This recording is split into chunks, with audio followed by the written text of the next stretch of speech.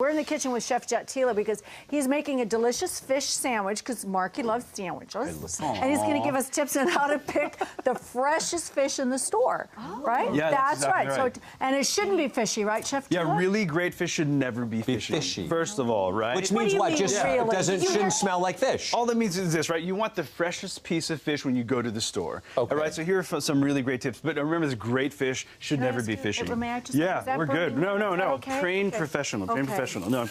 Yeah, exactly. I'm kind of glad you reminded me there. That's a trained professional? Yeah, exactly. Yeah. Your spidey senses are great. That's because I'm a smother. That's right. Okay. I felt all smothered there for a second. Yeah, okay. Anyway, so a few really good. Go ahead. Yeah. No, I was going to take you back to the fish. You bet. So these tips really apply for fillets or whole fish, right? Okay. Let your senses be your guide, right? First, visually, fish should look moist, right? And moist is good. And if you're looking at the whole fish, look at the eyes. The eyes should be extremely clear, and if they're clear and they look moist, that means the fish is gonna be good. Well, sometimes the ears are sunken and they look like they're like a detached retina or something. Right, It looks right. Like, yeah. Have you ever seen that in fish? Where Yeah. It's just, and it's sunken into the eye socket. And it might gross you out to like touch and prod your fish, but it's a good thing to do actually. So your next sense is going to be touch. So the fish should be firm and cold to the touch. Well, let's see so your finger doesn't go through it. It shouldn't go through. So if you apply a little bit of pressure, and don't be that jerk at the store that does that. But they let you do that in the absolutely. You should totally be able to. So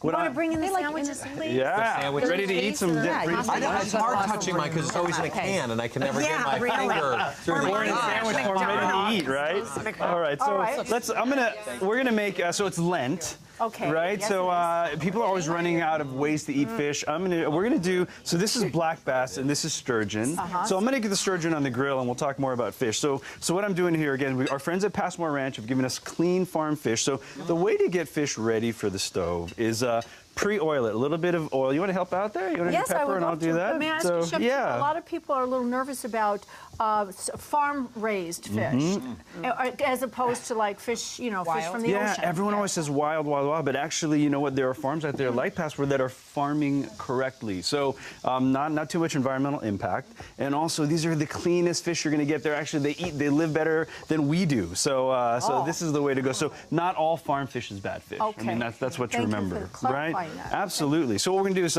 so there are salt and pepper, they're oiled, and we want to go on the grill. You want to make sure the grill is clean, wiped down, and extremely hot, and that's the sound you want to hear, now, right there. May I ask you, you put the oil on the fish first rather than oiling the pan, so why do you do that? It's for a few reasons. Number one, you want to get your pan screaming hot. If you get the oil in too early, you might get a spark over, you're going to get crazy amounts of smoke. So this is the way you use a lot less oil, and you don't have a crazy mess. So it's nice to oil ahead of time and go onto the grill. So that's really simple over there. You want to make Chipotle Crema? Because we need a little bit of fat to go with our lean, right? So very simple. Go ahead, the crema, and you don't have to get crema. Sour cream will work just fine, okay? And I'm going in with chipotles, and all chipotles are basically smoked jalapenos. And you want that sauce. It's called adobo sauce. Really, really delicious.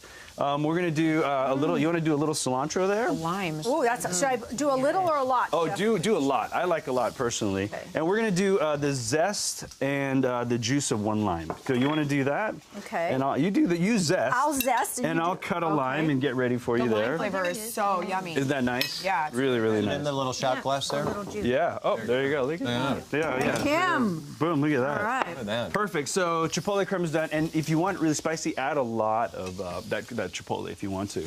Another thing, sriracha is so really like sexy and hot right now. You can do the same. Sriracha. You can do the same thing with sriracha and make a sriracha crema. Yeah, very, very nice. So that looks beautiful there. Smells delicious. So to accompany this, you want to pass me that fennel salad you got there? Yeah, it's a fennel salad. What is the fish? Yeah, so believe it or not, it's the fish that we get caviar from. They're clean farming sturgeon. Yeah, so you get to eat a bit of sturgeon there. So a little bit of tomato. How about some tomato there? Thank you very much. Perfect. It's very light. No worries. Yep, a little bit of tomato. So what we're gonna do is, I like to rest the fish. See how I pulled it off just a little bit early? Now, why do you rest the fish? I like to rest fish so it cools down and it gets nice. The juices return to the middle. It stays warm. That's how you get a super juicy piece there.